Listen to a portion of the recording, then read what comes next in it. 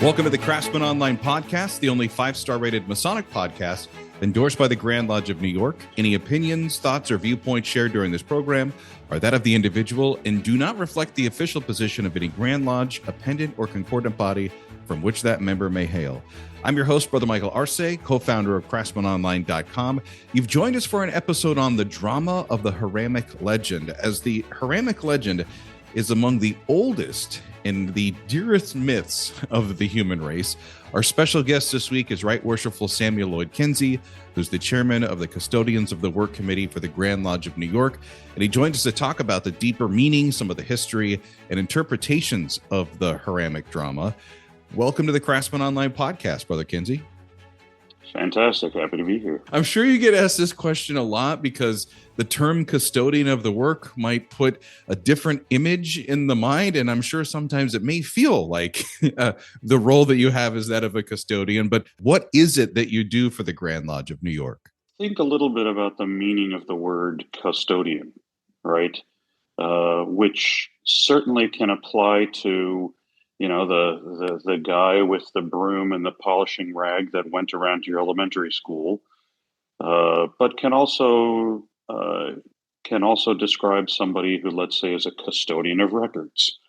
And so it basically describes the function of somebody who is a kind of caretaker who, on the one hand, is kind of trying to keep what we have as clean and oiled up and well swept and polished, right, as possible. But then also, right, things break, right, at the school.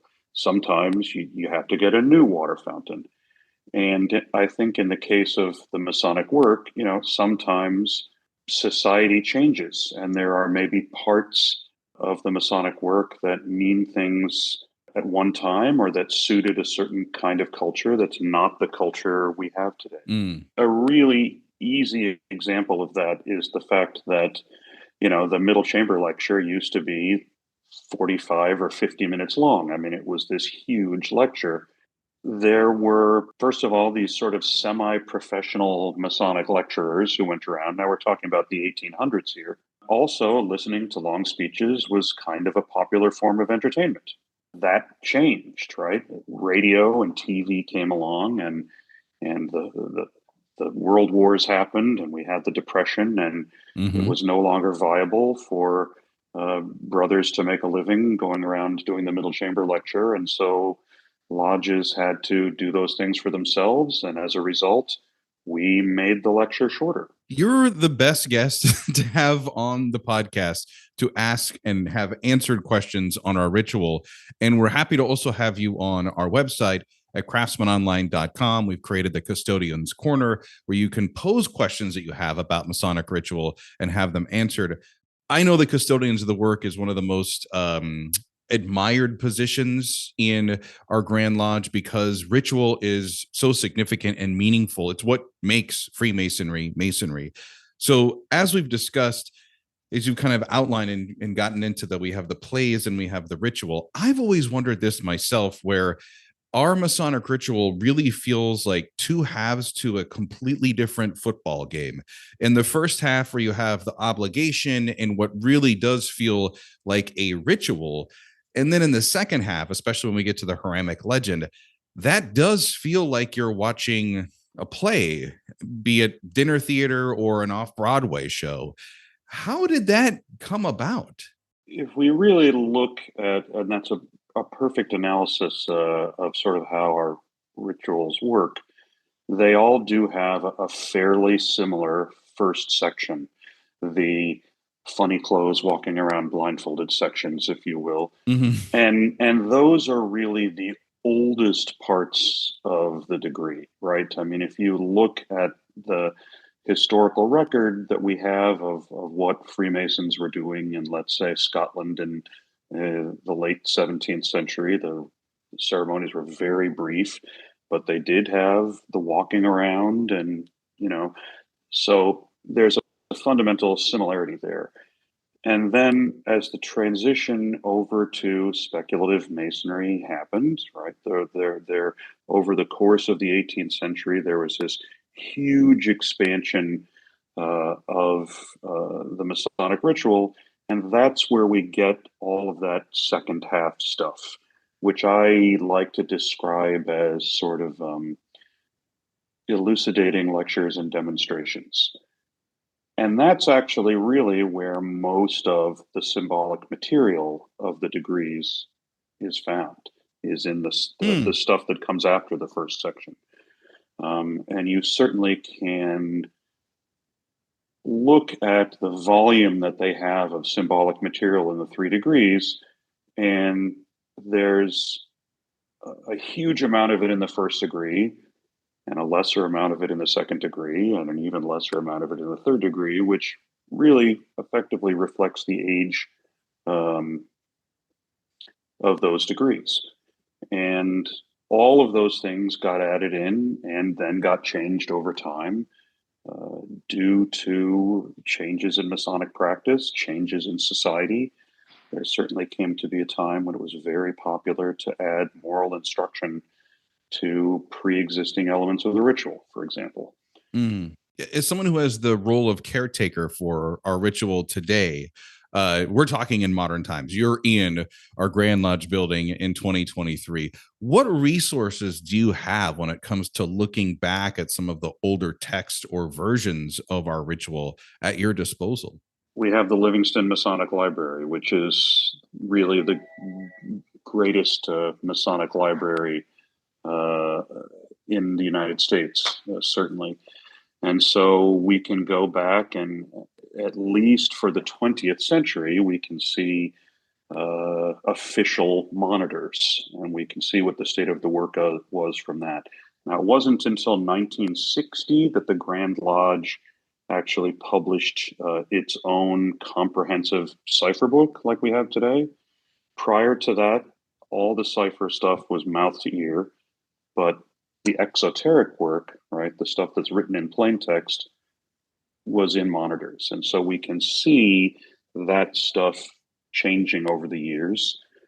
And then really, if we're talking about stuff where we go back earlier than that, thankfully, that's scholarship that's been done. So there are some great books you can get. One of them is called Early Masonic Catechisms. There's another one on French exposures and another one on English exposures that sort of cover most of the 1800s. It's interesting that some of our most deepest secrets are actually widely available thanks to expose publications. Really, I find it amusing to tell people there's a book that was published in 1730, an exposure called Masonry Dissected, which is probably, in my opinion, the most significant Masonic ritual book that was ever written. And the reason for that was you had a bunch of Masons that were living around in all sorts of various places. And who do you think was actually buying that book? Masons. Right. And so they would look at that book and they would say, oh, this is this thing that's in this book. We're going to start doing that. So it became this kind of de facto ritual book that was used by Masons. And so everything that's in Masonry Dissected, whether it was true or not at that time, and by the way, for sure, the author made up some of that stuff, but all that stuff exists in the Masonic ritual today. And in fact, the Masonry Dissected contains the first text that's known to us describing the Hiramic Legend. And it's very likely that that Masonry Dissected had a pretty significant role in popularizing this idea of doing a third degree of Masonry. Let's go there. You had mentioned that in the 1960s is when New York kind of codified and created the first standard work and lecture, which we would know, the blue book that is given to Master Masons from the Grand Lodge of New York. I love our ritual. I'm a New York Mason at heart. I love the old English that exists there that may not be present in some of the other jurisdictions, especially neighboring and, of course, down south and across the country. But we're all tied together as Freemasons with, as you said, that Masonry dissected and some of the traditions and the landmarks that have stayed true. What changes did your group recently make to the third degree that are pretty significant to new Masons that us older Masons are sitting here going, "Oh, this was a big change in the book"? When I became chairman of the Custodians of the Work, one of the things that I started doing was looking at the ritual book that we had, which was really not changed in any kind of comprehensive way since 1960. And I can't imagine that that's what the people who created that book back in 1960 thought was going to happen. Because if you look at the monitors before 1960, little changes here and there came along with some regularity. And so we really decided that we wanted to kind of pull the whole thing apart and just look at things like formatting and things like that. And so certainly when we came to the drama of the Hiramic Legend, I think that one of the things we had to acknowledge was that it just wasn't a very good piece of educational theater. And there's actually a reason for that. In most jurisdictions, and going back in history as you read some exposures and things like that, and I'm going to gloss over a few things, those who know will know, but what would happen is you'd go through the raising portion as the candidate, and then you would be, shall we just say, on the canvas and blindfolded, and you would stay there. And the whole sort of drama would get acted out with you just lying there blindfolded. And then after you got raised up and the blindfold went off and you'd go sit on the sidelines, then it was time to get the Master Mason lecture.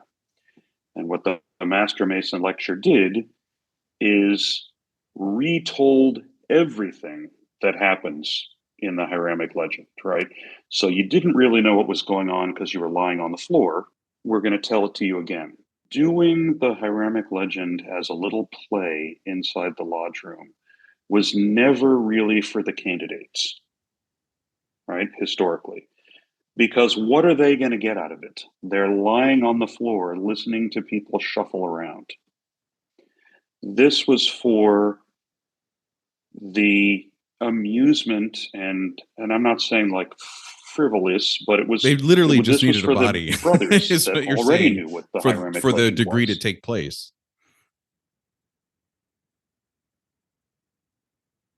They would sort of acknowledge by doing the actual lecture, which would literally start off by saying, this guy, it was the custom of Hiram Abiff every morning at high 12, right?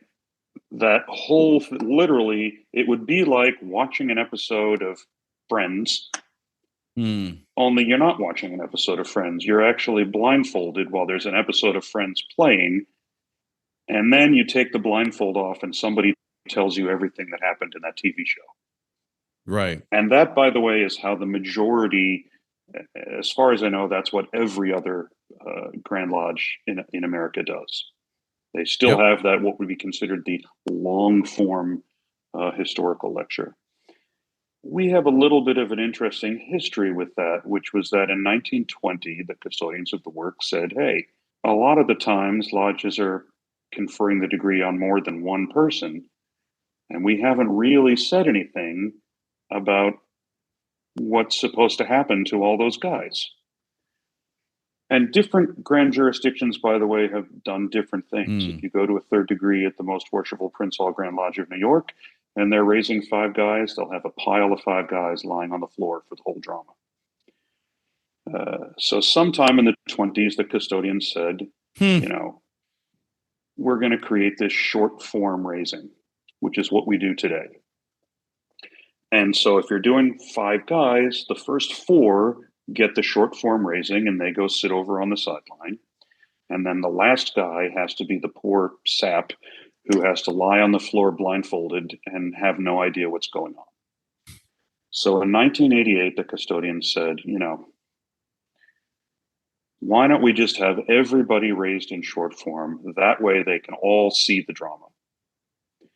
And then they said, since everybody can see the drama, why don't we just, it's a long night, why don't we just cut that whole section from the lecture that retells the plot? Like, why are we going to now retell them something that they actually saw with their own eyes?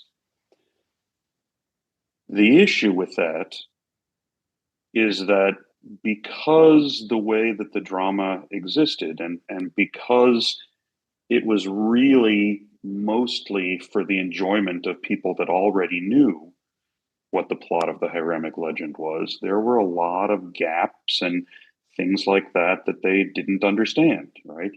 Nobody tells you who Hiram King of Tyre is and what the heck he's doing there. That stuff is in the lecture. Mm-hmm. So they created this part called the narrator. So this is in 88 that told some of that stuff, but in our opinion, like not nearly enough. And so we thought, well, first of all, to try to make this be a good piece of educational theater, we looked at the sort of what the historical lecture was that we then had. And we said, there's a big chunk of this that basically is forming the kind of preface, if you will, to the legend, to the drama.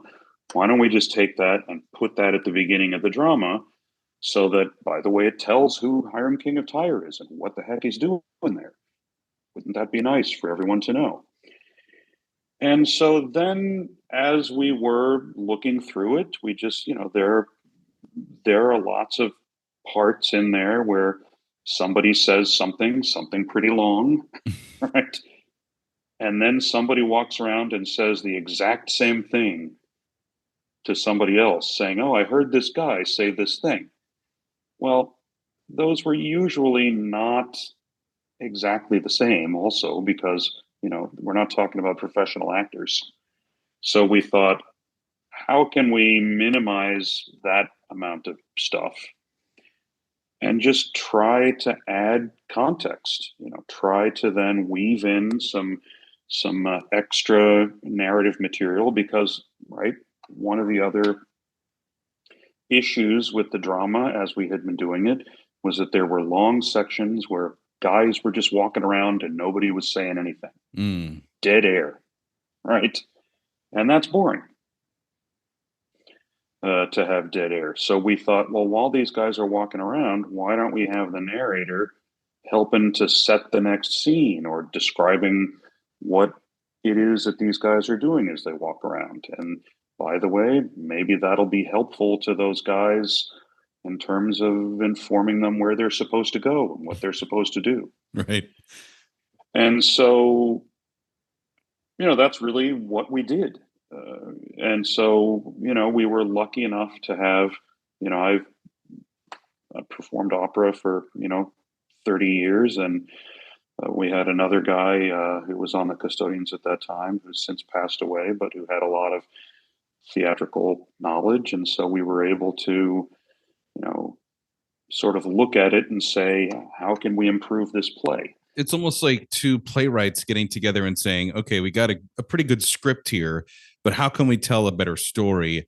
And what's the thing we want the audience to walk away with? And in this instance, now we've changed it from the audience being the brothers who already are master masons who are coming back to, get a little bit of that Masonic education that maybe they don't get by regularly reading their ritual books. But now the main focus is that brother that we're raising that night, that he gets that experience. And now he's got at least the seedlings to ask the right questions to seek that Masonic light that he's been promised to get. Well, and I think it's just also more interesting for everybody. Yeah. And it's funny, actually, people say, oh, the degrees are for the candidates. The degrees are for the candidates. I mean, it may be a little bit surprising to you that I don't agree with that. I think it's equally for the brethren than it is for the candidates. We talk about, there's a number of times in the ritual that we talk about, we use the word inculcation, which is a word that refers to learning something or teaching something through repeated exposure. And that's the whole point. When you're a Mason, it's not, hopefully, you don't just see the first degree once when it's getting conferred on you.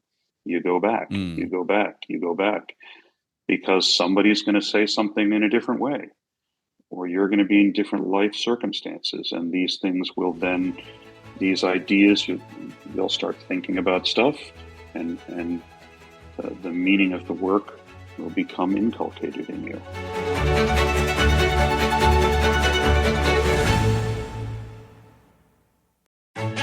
Let's talk about this Hiram Abiff guy, because traditionally you'd say he's the main character in the story.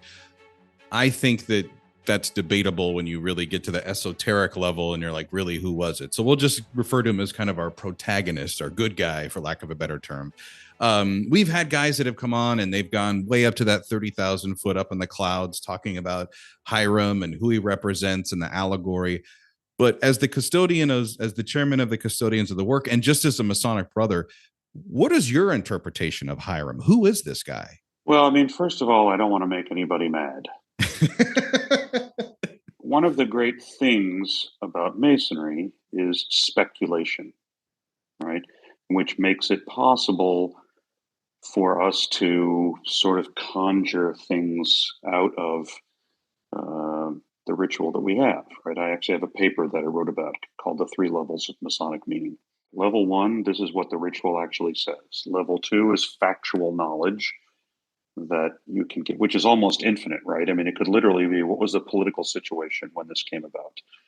For example, all the stuff about war in the Middle Chamber lecture entered the work right after the Civil War. That's why some of those musical pieces are in there that are a little bit mystifying, if you don't know that. So, and then there's speculation, which is basically stuff that people can layer on top of it, and interpretations. It's a little bit like looking at a painting, right? Sigmund Freud wrote a book about the interpretation of paintings. So you could interpret them that way, or you could look at the brushstrokes, or you could, there's a lot of different ways you can interpret a painting, and they could be actually diametrically opposed.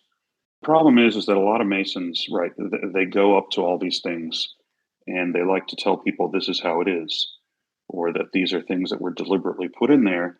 I have a term for that. One of them is speculation, and the other one is bullshit. So, to me, Hiram represents the principles that he stood for. You think about the end of the Middle Chamber lecture where they talk about, this is a temple of honor, justice, of knowledge, where you talk about in the end of the soliloquy of Jubileum, when he talks about truth, honor, fortitude. And I think that he stands to a certain extent for loyalty and integrity unto death. I actually don't think that the lesson taught by the Hiramic Legend is all that complicated. And as befits the youngest part of our ritual. And there's obviously lots of, little things that you can get out of it. But like, I could tell you something that I think is, more profound about the lesson that's being taught to us by the rough and the perfect Ashlar than necessarily, I think, it comes out of the drama as a first level meaning of that. So I think Hiram is who we should aspire to be. I'll talk a little bit about my experience when it comes to Hiram Abiff. And I've seen this through the eyes of brothers now as a Masonic educator or coach, ritual coach. My ears perk up every time during the Middle Chamber lecture where we actually get to hear his name mentioned for the first time. And I always look around the room to see if anybody else picked up on that, because to a fellow craft, who's Hiram? No idea who this Hiram guy is. And I felt the same way too. And when I went to my third degree and went through the Hiramic Legend, and fairly enough was prepared for some of what I was going to experience as far as the physical activity, for lack of a better term, that takes place, I'm sitting there the whole time wondering, who is this guy? Why is this the first I've heard of this Hiram Abiff person? If he was so important in Freemasonry, why do I see pictures of George Washington all over the place at this lodge and not this Hiram Abiff guy? I always sit here and go, is this just a coincidence, or was whoever put this together really that smart that they wanted me to start asking these questions and start theorizing or coming up with these conclusions? Like, for example, sitting in the junior warden's chair and being a part of the third degree, I'm like, oh, I'm actually, playing the part of Hiram Abiff. That's the chair that he would have sat in if he was in lodge. And my job is to watch the sun at meridian, which is the high point of the day. Hiram Abiff gets killed in the middle of the day. Who murders somebody in the middle of the day? Why didn't they do it at night or very early in the morning where they had some coverage? What is the significance of that high point? And why him? And why did he also represent that? And then that's where my brain starts spinning. And so then thankfully I live now in 2023 where I can just start Googling these questions and researching things. I couldn't imagine what it would have been like in the 18th or 19th century when they're writing these ritual, where I would have gone for resources. Well, so a lot of the stuff that found its way into our working was written by guys in the late 18th and early 19th century, right? I mean, the monument, for example, is largely held to have been, if not conceived by, certainly popularized to the craft by, what the heck is his name? Well, his last name is Cross. And who sort of wrote his big thing was he sort of did an adaptation of Thomas Smith Webb's book and added pictures, and he also added some stuff, right? And that is certainly a thing that you can see that's these guys wanted to sell books, and so they wanted stuff that would get taken up into the work, and so you certainly can find a lot of people, telling you that this means that, and this means this other thing. And to me, I think it's better to say this means this to me, because like the reality is with most of this stuff is we just don't know. Right? Why does Hiram in our working wear the master's jewel? In some jurisdictions, he wears the junior warden's jewel. Right? And we talk about how the West is relating to Hiram Abiff. Why does he wear the master's jewel? I don't know. Right? I don't know. Somebody at some point thought that would be a good idea, and that's how it came up in the state of New York. That is really one of the things that I feel like I constantly disappoint people when they're asking me for my opinion on things as a chairman of the Custodians, because the answer sometimes is because, and sometimes the answer is, well, because it's cool. I think another challenge when it comes to Hiram Abiff and the Hiramic Legend is that there are Masons that accept it as the ancient history of Freemasonry, and others that are like, well, no, it was this other piece that was worked in, influenced by this, that, and the other. And over the years, we've gotten to where we are now.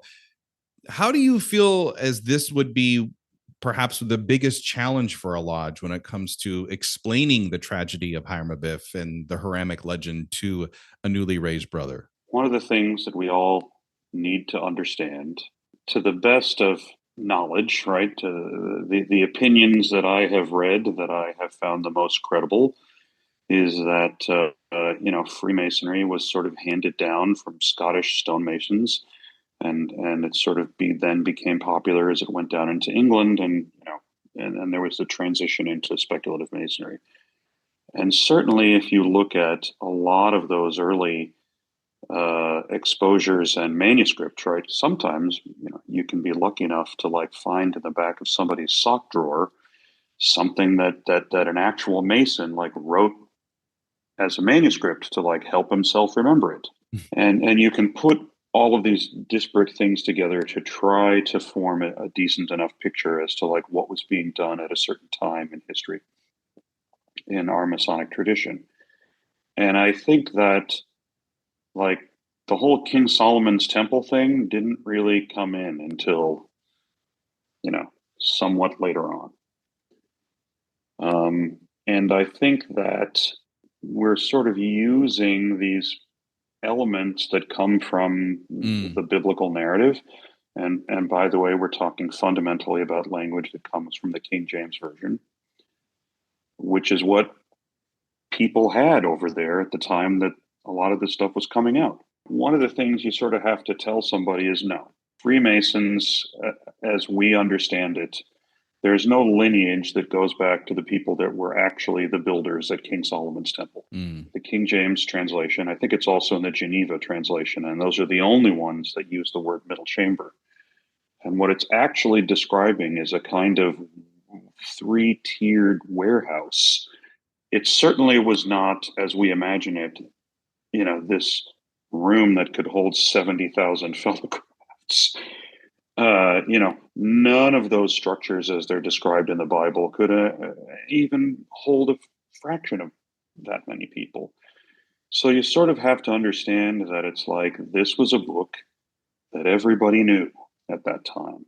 At the level of biblical literacy of a guy who was going to be joining the Masons in, 1815 was just infinitely higher than it is for most people today. That doesn't make any of the lessons or any of the things that we're saying like any less powerful. What I've started doing, because like you, I was like, wow, when you go back to read some of the sacred texts, which again, these are websites that anyone can look at and go look at our really old versions of our ritual where Noah is a central figure and Hiram Abiff is not even around. And you're like, whoa. That's right. Absolutely. That was the Noachitic legend, right? So what I've started doing is instead of asking what is this supposed to mean? What is the trying to make that connection? Because until they really came up with the whole building of King Solomon's Temple, and that kind of took all of these disjointed extra parts of the degrees that we do outside of the obligation, the floor work, that's the ritual part. And now we have these stories and lectures, and that, King Solomon's Temple really kind of gave us a nice point to bring it all together and connect some things. Now I ask, like, why was this important to them? Why were they talking about this? And what was the point of this to those brothers then? Why did they cherish this? Let me try to get into that place, because then I can understand what it is that they're really trying to tell me. What the truth is isn't necessarily what is on paper, or I can point to a biblical reference or something in a scroll, but as into what was the idea that they wanted to impress upon me, that they want me to have that self-awareness, that self-knowledge and rise up to. One of the things that I find really the most valuable about our ritual, and the thing that I feel like is really the thing that distinguishes us from a religion in the sense that we mean when we say Freemasonry isn't a religion, because I certainly think that one of the principal goals of Freemasonry is to help the brethren connect with the sort of unknowable other. A lot of religions will sort of say, here's this book, and either God wrote it or it was divinely inspired, and that means this, and therefore that means that you should do this. And Freemasonry doesn't do that. Freemasonry says, look, we're going to tell you a story about a thing. We're going to talk about this stone that is a big stone that goes through both faces of the wall to add structural integrity, called an ashlar. And we're going to talk about how that first it was a rock, and then it got chipped into being this nice square, smooth-faced stone that we can actually use. Compare that to yourself, right? I mean, the rough stone is the imperfect you, and the smooth stone is is the perfection, right? Go forth and think what you want to think about those things. When you make the rough ashlar into the perfect ashlar, you do that by chipping off the imperfections. So maybe that's telling us that our process of self-improvement is a reductive process. We're not trying to acquire more perfections. We're trying to divest ourselves of imperfections so that the perfection which, hey, it already exists within us in the same way that the perfect ashlar exists within the rough ashlar. And we're just trying to let that be increasingly revealed, right? And maybe that perfect us is our soul. That's a cool thing that I think about that. The ritual does not say that. So I got a fun question for you.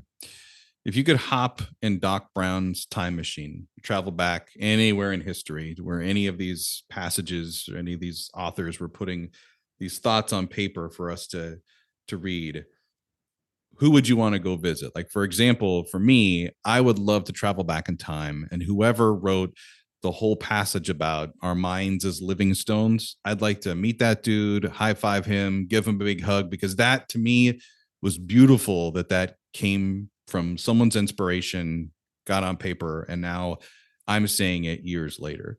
That is actually a very interesting question. One of the things that is kind of interesting about our ritual is that a lot of it wasn't actually written by us. For example, right, the living stones, that comes from the apocryphal Gospel of Peter and Christian theology in general, which sought to infuse the cornerstone symbolism in Isaiah 28:16 with messianic meaning, right? i.e., Jesus as the living cornerstone.